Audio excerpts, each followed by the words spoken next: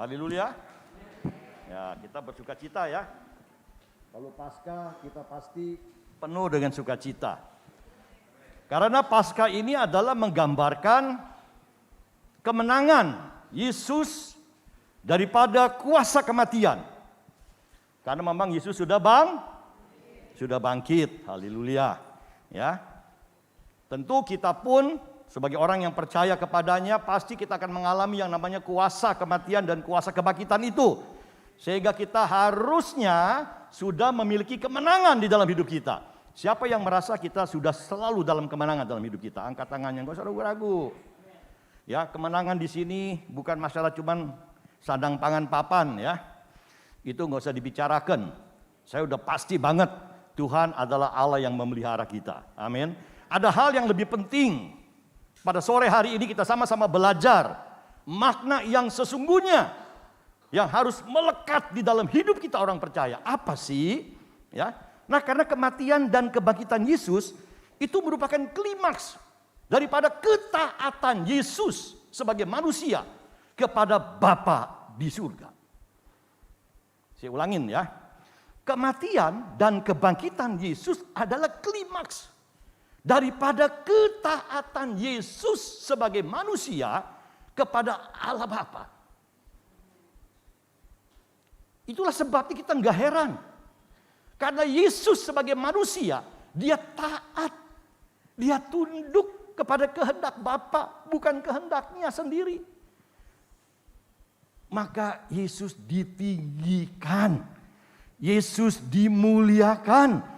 Yesus dikaruniakan nama di atas segala nama. Keren ya? Karena taat. Kita buka ayatnya. Filipi pasal 2 ayat 8 sampai dengan ayat 11. Dan dalam keadaan sebagai manusia, jadi Yesus itu betul-betul manusia. Sama seperti kita. Tapi dia sebagai manusia yang telah merendahkan dirinya. Oh, haleluya. Bahkan taat sampai mati di kayu salib. Renungkan nih ayat ini pelan-pelan. Ayat 9. Nah, jemaat yang Tuhan kasihi. Kenapa Allah begitu meninggikan dia? Bahkan sangat meninggikan dia. Karena tadi kuncinya dia sebagai manusia merendahkan dirinya. Itu kata kuncinya. Bahkan taat sampai mati di kayu salib. Itulah sebabnya Allah sangat meninggikan dia. Terus ayat yang ke-10.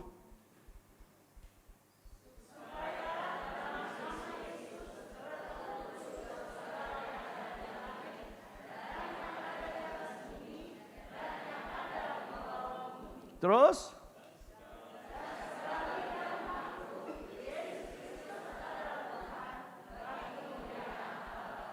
wow.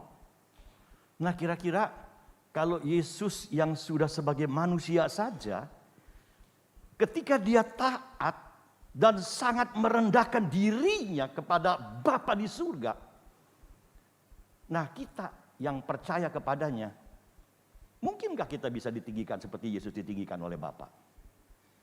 Lalu? Harusnya iya. Jangan ragu-ragu. Yesus sebagai manusia sudah merendahkan dirinya. Makanya Bapa meninggikan dia.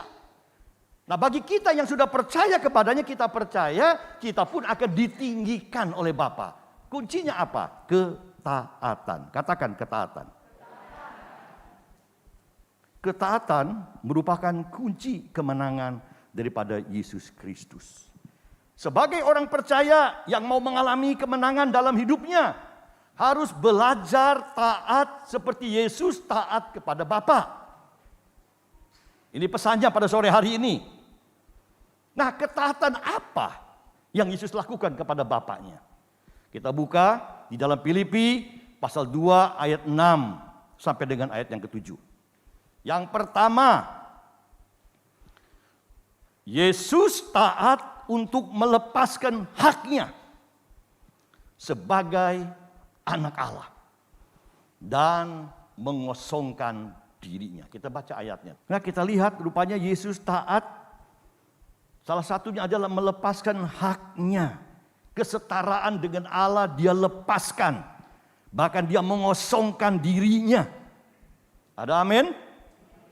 Dan dia mengambil rupa seorang manusia. Wah, ini saudara keren banget ya. Rupa seorang hamba dan sama menjadi manusia sama seperti kita.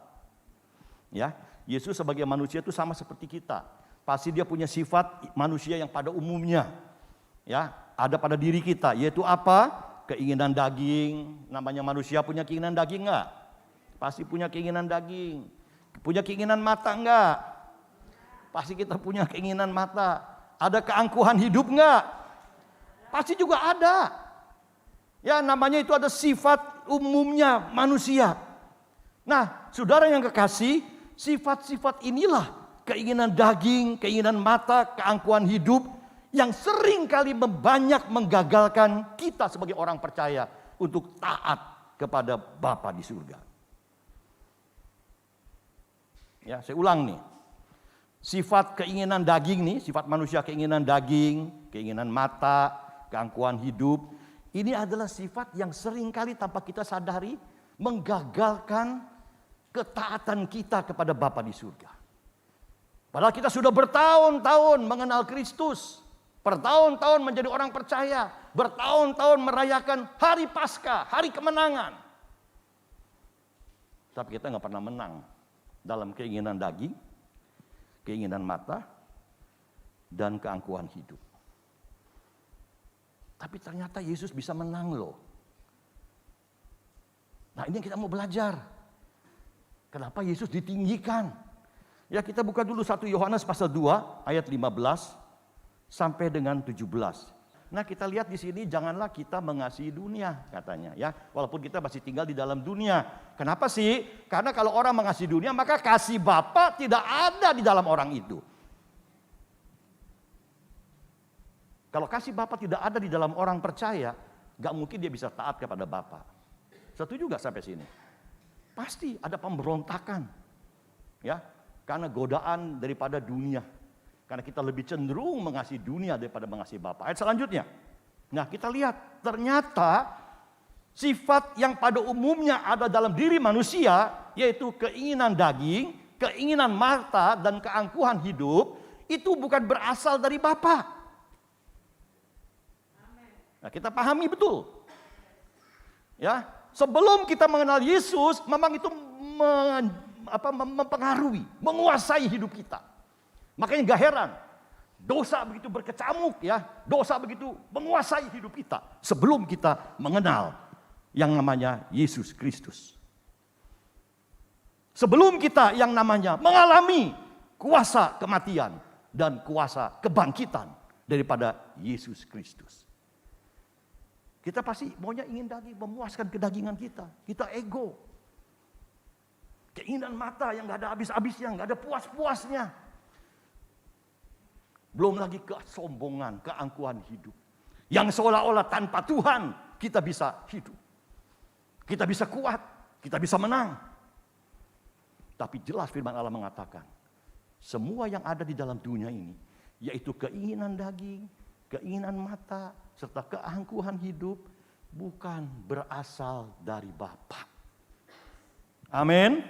Nah, saudara, lebih mau pegang yang dari Bapa, apa mau pegang yang dari dunia? Dari Bapa dong kita, jangan mau dikecoh.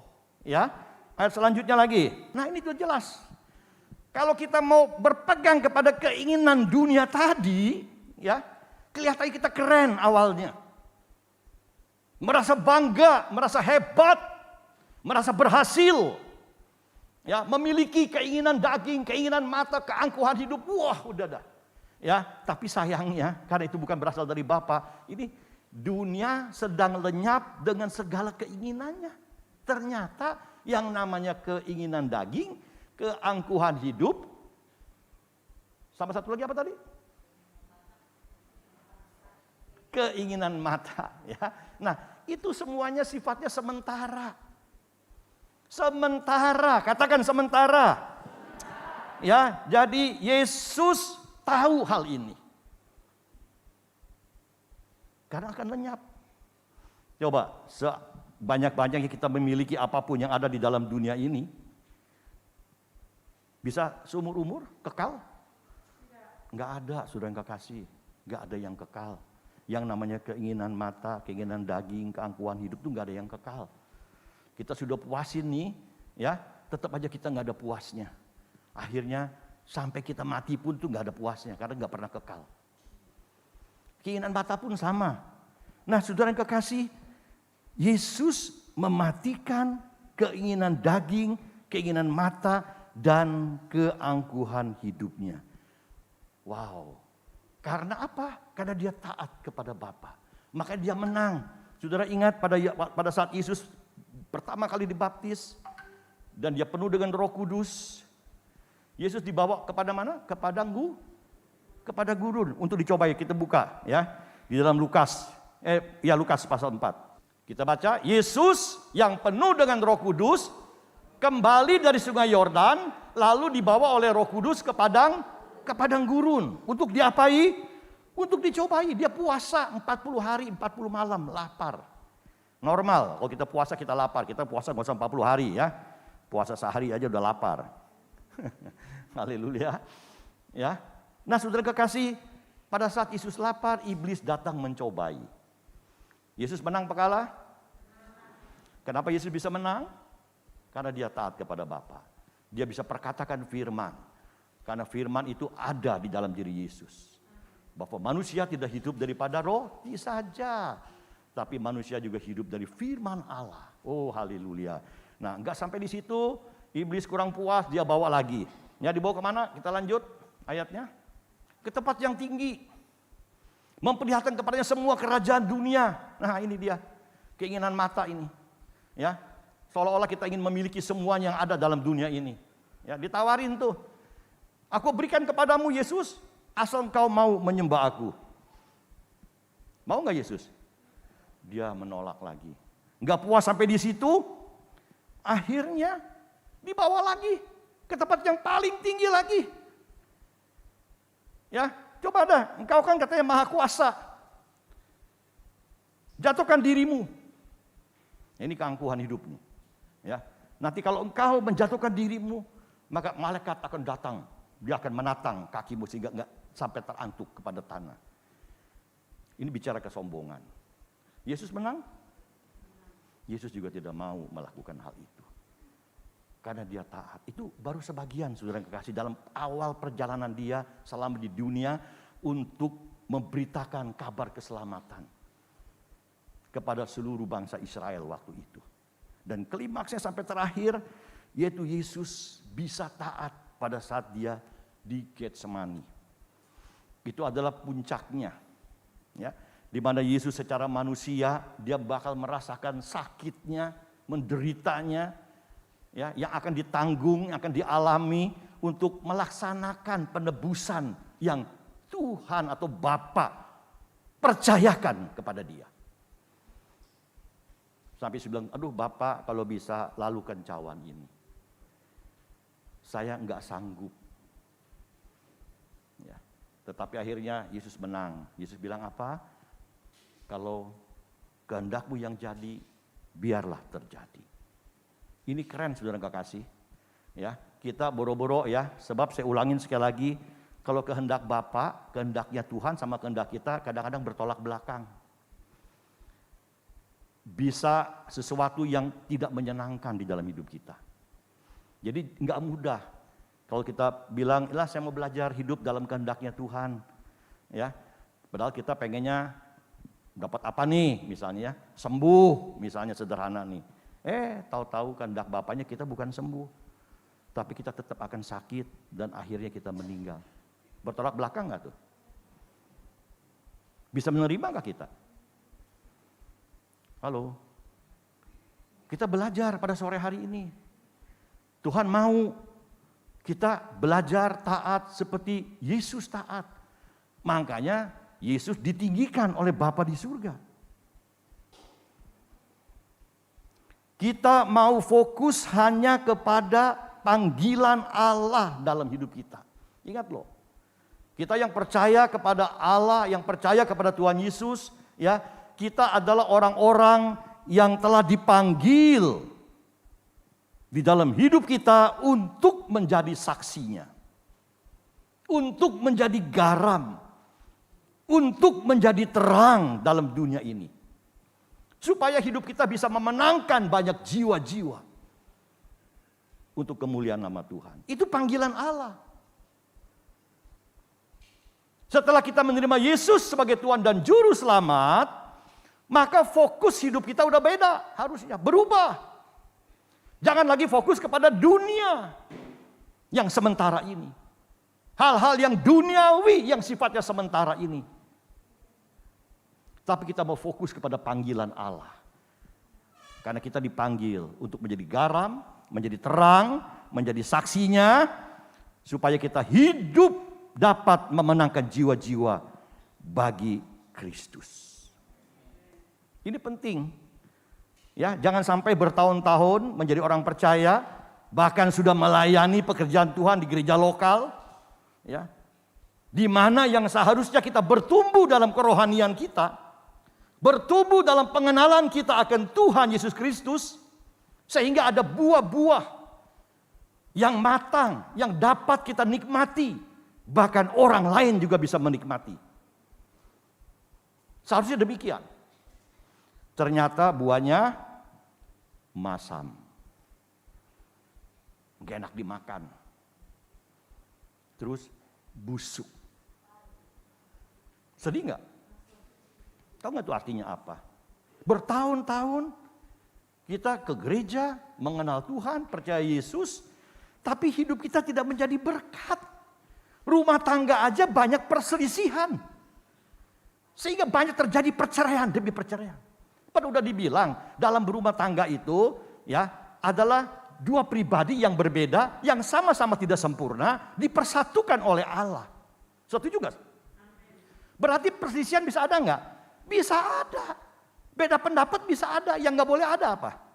Perceraian. Ini penting. Emang saya nggak pernah ribut sama bini saya, sama istri saya tuh. Tanya aja. Kadang-kadang kita bisa salah paham. Nggak apa-apa, normal. Wong memang saya juga belum sempurna. Istri saya juga tidak sempurna. Dua pribadi yang berbeda. Tapi satu hal yang Allah mau. Kalau kita fokusnya kepada kasih Allah. Fokusnya pada ketaatan Bapa di surga. Maka kasih Bapa akan memenuhi hidup kita. Sehingga kita bisa menerima istri kita apa adanya. Suami bisa menerima istrinya apa adanya. Sehingga tidak terjadi perceraian. Sekarang kalau kita mau dengar orang-orang Kristen kalau bercerai itu udah nggak aneh kan? Jujur aja. Ayo, betul apa betul? Udah nggak aneh. Lucu, ada kata-kata begini. Gue nyesel ya, baru tahu nih gue. Kok jadi begini ya? Lucu, nyeselnya udah 4 tahun, 5 tahun, udah 10 tahun baru ngomong nyesel. Waktu dia pacaran tidak ada kata-kata begitu. Karena dia tidak bertumbuh dalam pengenalan akan Kristus. Suami bisa salah nggak?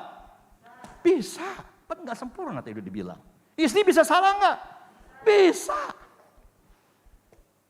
Tapi kalau kita mau fokus kepada Bapa, seperti Yesus fokus kepada kehendak Bapa, saya percaya rumah tangga itu bisa diselamatkan. Ada amin? Nah, belum lagi dalam komunitas kita bertetangga. Di kantor. Ayo, tunjukkan buah yang matang. Jangan buah yang masam. Bisa gak kita berkolaborasi dengan baik? Terus, gak gampang Om Sani. Yang bilang gampang siapa? Saya balik tanya. Yang gak gampang kalau kita pakai kekuatan kita tadi. Ada amin? Jadi masih pakai kekuatan kita, masih ada kepongahan kita sebagai lazimnya manusia. Masih ada keangkuhan hidup, masih ada keinginan daging kita, masih ada keinginan mata kita. Ya jelas aja sampai kapanpun kita gak bakal kuat. Gak bakal mampu. Untuk bisa berkolaborasi dengan siapapun. Karena ada ego. Setuju? Nah ini yang Tuhan mau ingatkan kepada kita. Untuk menghasilkan buah yang matang. Supaya kita bisa nikmati Bukan hanya untuk diri kita sendiri buah yang matang itu kita nikmati. Tapi juga untuk sesama kita. Siapa sesama kita? Suami, istri, anak, keluarga besar kita, tetangga, lingkungan kita, jemaat Tuhan, sesama antar pelayan, sesama hamba-hamba Tuhan. Itu yang akan harus terjadi. Bisa dinikmati buah yang matang itu. Nah, pertanyaannya sekarang nih, ya, apa sih itu rahasianya tuh? Ya, si Tuhan Yesus tadi itu, ya, sebagai manusia, dia bisa taat kepada Bapa. Ya, dia mematikan egonya tadi, mengosongkan dirinya, ya, melepaskan hak-haknya. Ini Filipi pasal 2 ayat 1 sampai 4 ini luar biasa. Tuhan mau buah yang matang itu terjadi di dalam hidup kita adalah merendahkan diri kita seperti Yesus merendahkan diri kita. Dan kita bisa bersatu. Ya, ini ada nasihatnya nih dari Rasul Paulus kepada jemaat Filipi dan juga kepada jemaat di Bugel Indah yang Tuhan kasihi. Amin. Supaya jemaat Bugel Indah ini yang sudah bertahun-tahun, kita berapa tahun Pastor Bungsu? Dari tahun 87 ya Pastor Bungsu ya. Cukup lama loh. Ya. Jangan seperti anak-anak, tetap seperti anak-anak. Jemaatnya seperti anak-anak. Hamba Tuhannya seperti anak-anak. Gembalanya juga seperti anak-anak. Gampang kesinggung, emosional, dan lain sebagainya. Firman Allah mengatakan pada sore hari ini, nasihat supaya bersatu dan merendahkan diri seperti Kristus. Baca semangat. 3, 2, 1, jadi ada nasihat, ada penghiburan kasih, ada perkecuan roh, ada kasih mesra, ada belas kasihan. Tahan dulu. Ini buah yang matang, yang harusnya bertumbuh dan terjadi di dalam setiap gereja lokal. Orang-orang yang sudah percaya di dalam Yesus Kristus. Sebagai ketaatan kita kepada Bapa. Bayangin, ada nasihat. Bukan marah-marah. Bukan menghakimi, apalagi menzalimi, tapi nasihat. Sebab kita sadar, sekali lagi saya bilang, nggak ada yang sempurna. Saya juga yang ngomong gede ini nih, gagakan nih, nggak sempurna. Tapi begitu saya ada masalah, ada kesalahan, ada kekeliruan, saudara boleh nggak memberikan nasihat kepada saya? Sangat boleh. Ini firman Allah bilang. Kalau kita mau belajar bersatu dan merendahkan diri seperti Kristus, ini kuncinya. Nasehatin pemimpinnya, sesama hamba Tuhannya. Jangan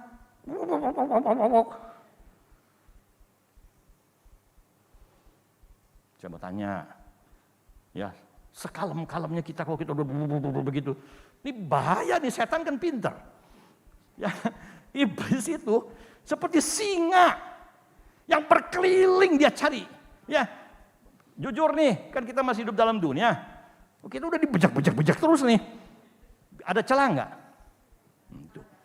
Masuk iblis. Jadi ribut akhirnya. Padahal maksudnya baik nggak tuh yang memberikan nasihat? Tadi dia mau ngasih tahu bahwa kita salah. Maksudnya baik nggak? Maksudnya baik tapi gagal. Gagal total. Nggak jadi kebaikan. Ini yang harus diwaspadai. Baik dalam rumah tangga kita, dalam gereja lokal kita, dan juga di dalam komunitas kita. Penting, aduh saudara penting. Saudara mau gak gereja ini diberkati luar biasa? Bukan dengan uang, dengan jiwa-jiwa yang bertobat, yang melihat kemuliaan Allah dinyatakan dalam gereja lokal ini. Yang melihat kuasa Allah turun di gereja lokal yang sederhana ini. Ini luar biasa saudara kasih. Saya percaya. Kalau kita semua ambil bagian di dalam hal ini. Mau sama-sama bergandengan tangan. Hanya satu tujuan. Berpegang teguh kepada kepercayaan yang Tuhan sudah berikan bagi kita. Orang-orang yang melayani Tuhan. Apapun bidang pelayanannya. Setia, tekun, tulus. Hanya untuk kemuliaan nama Tuhan. Oh saudara, jiwa-jiwa enggak usah dibetot-betot. Jiwa-jiwa enggak usah dibujuk-bujuk. Mereka akan melihat kemuliaan Allah. Mereka akan melihat terang Kristus melingkupi gereja lokal ini. Dia akan datang dengan sendirinya oleh gerakan roh. saya perlu ke sini. Karena ada kuasa Tuhan di tempat ini. Amin. Kuasa Tuhan yang bekerja bukan cuma hal lahiriah. Tapi membangun karakter Kristus di dalam setiap hidup kita. Coba baca lagi ayat yang kedua. Karena itu, 3, 2, 1.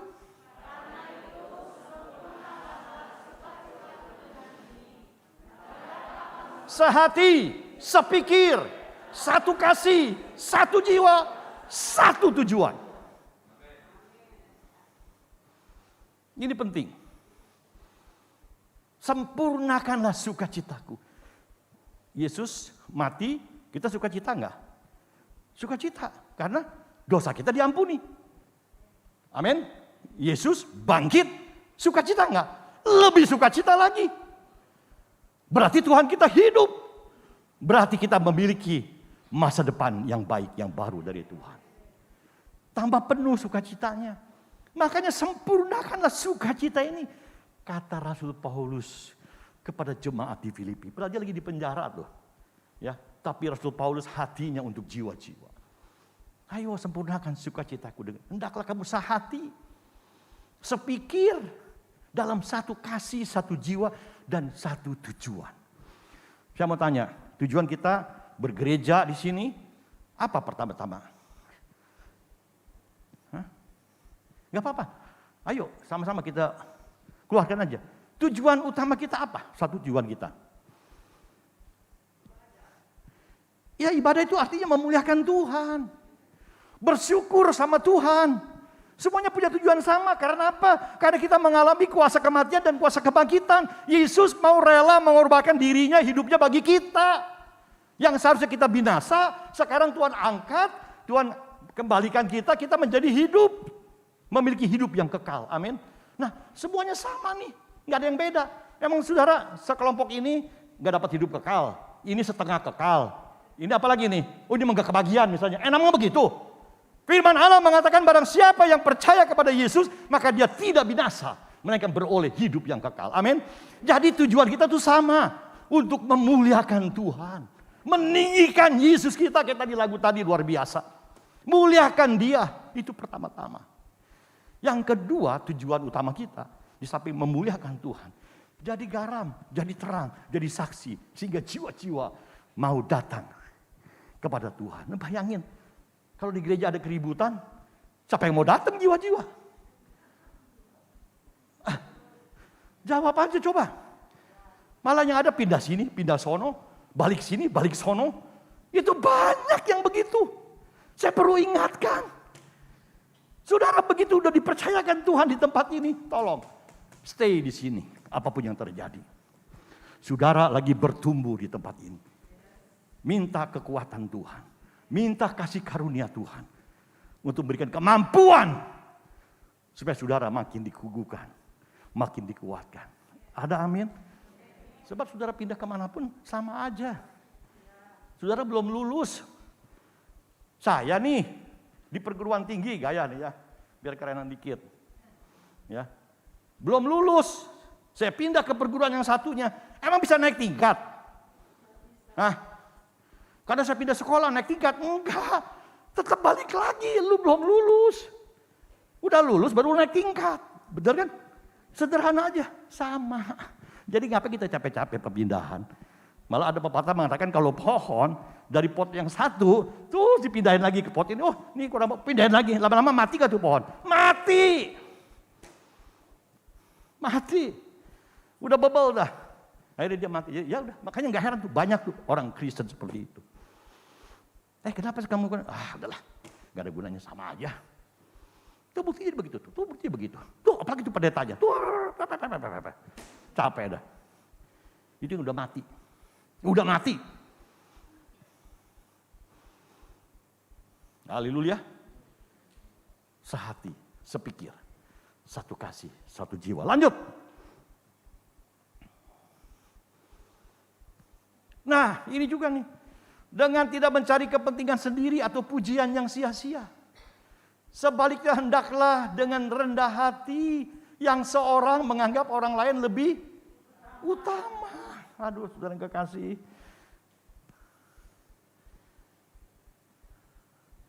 Amin.